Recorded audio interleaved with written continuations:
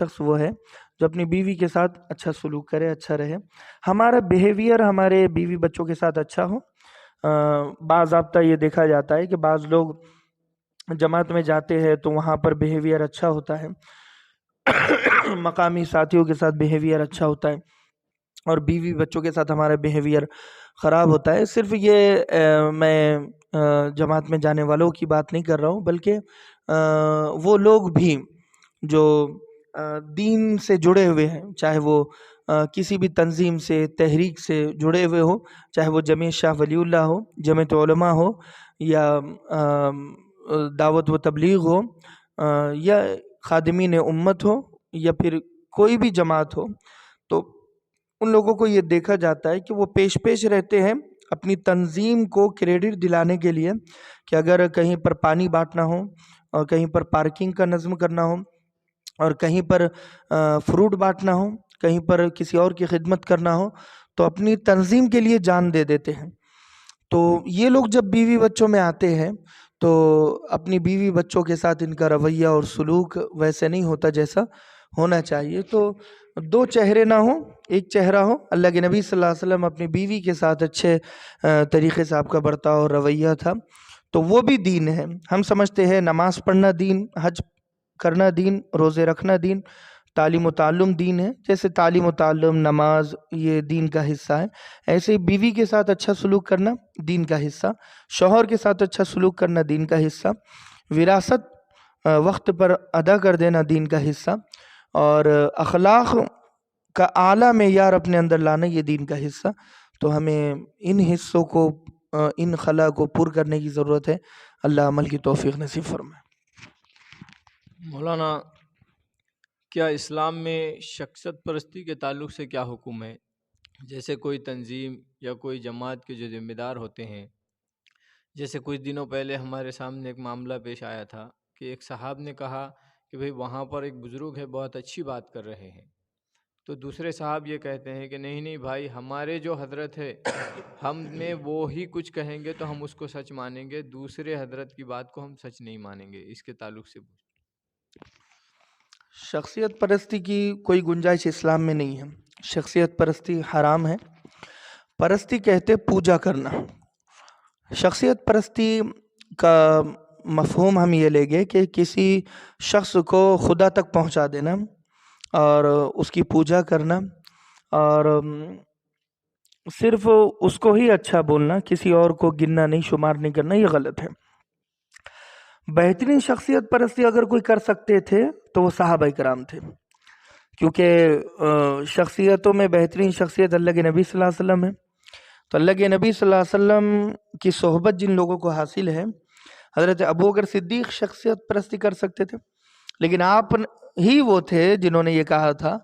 اللہ کے نبی صلی اللہ علیہ وسلم کا جب انتقال ہوا تو کچھ لوگ اسلام سے پھرنے لگے، کچھ لوگ زکوٰۃ دینے سے منع کرنے لگے، اور جب آپ نے دیکھا کہ امت کے حالات نازک ہیں، منتشر ہو رہی ہے، تو آپ نے ہی خطبہ دیا تھا کہ من کان یعبد محمدن فإن محمدن قد مات، کہ جو محمد صلی اللہ علیہ وسلم کی پوجا کرتا تھا، عبادت کرتا تھا، سن لو کہ حضرت محمد صلی اللہ علیہ وسلم دنیا سے پردہ فرما چکے ہیں، دنیا سے جا چکے ہیں، کہ فإن محمدن قد مات، وہ دنیا سے جا چکے ہیں، انتقال ہو چکا ہے۔ ومن کان یعبد اللہ فإن اللہ حی لا یموت، کہ جو اللہ تبارک و تعالیٰ کی عبادت کرتا ہے، سن لو کہ اللہ کو موت نہیں ہے، اللہ ہمیشہ قائم اور دائم ہے۔ تو رب اور پروردگار وہی ہوتا ہے جو موت سے پاک ہوتا ہے۔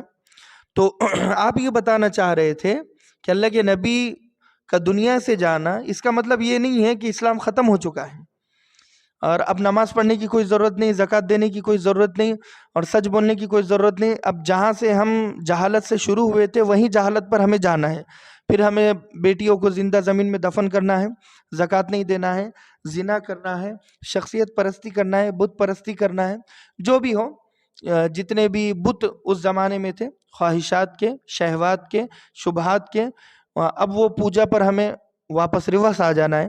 تو حضرت ابوبکر صدیق نے روکا، حالانکہ بہترین یار تھے آپ، اور آپ کا دوستانہ بھی تھا اور صحبت بھی تھی، صحبت مؤثرہ، صحبت اثر انداز ہوتی ہے. آپ چاہتے تو سب سے زیادہ بڑھ چڑھ کر شخصیت پرستی کر سکتے تھے، لیکن آپ نے پیغام دیا شخصیت پرستی نہیں کرنا ہے بلکہ خدا پرستی کرنا ہے، بلکہ اللہ کی عبادت کرنا ہے. کسی اور کو، حضرت علی کو اللہ تک پہنچا دینا غلط، حضرت محمد صلی اللہ علیہ وسلم کو اللہ تک پہنچا دینا غلط. اللہ اللہ ہے اور انسان انسان ہے. انسانوں میں کچھ مخصوص ہیں، ان کے درجے بلند ہیں، مگر وہ خدا تک نہیں پہنچ سکتے، مگر وہ اللہ تک نہیں پہنچ سکتے. اسی لیے ہمیں ان چیزوں کا خاص طور پر خیال رکھنا چاہیے. تو ہمیں بھی، ہم جمعیت شاہ ولی اللہ میں جڑے ہوئے تو اس کا مطلب مولانا کریم صدیقی صاحب کو ایک دم اوپر اٹھا دیا، دوسرے علماء کو گن نہیں رہے ہیں. یا اگر ہم دعوت میں ہیں تو مولانا سعد صاحب کو اوپر اٹھا دیا اور باقی علماء کو گننا نہیں ہے، شمار نہیں کرنا ہے، ان کی بات نہیں ماننا ہے. باقی علماء ہے ہی نہیں، صرف مولانا سعد صاحب ہے، یہ بھی غلط ہے. تو لہذا ہمیں ان چیزوں سے بچنا چاہیے. بعض لوگ بیعت ہوتے ہیں فلاں شیخ سے تو اپنے شیخ کو حلال و حرام کا مالک بنا دیتے ہیں کہ آپ جو کہے گے وہ حلال اور آپ جو کہے گے وہ حرام. ایسا نہیں ہے، شریعت بدلی نہیں جائے گی. شخصیت پرستی حرام ہے، یہ کرنا غلط ہے، ان لوگوں کو بچنا چاہیے. اللہ عمل کی توفیق نصیب فرمائے.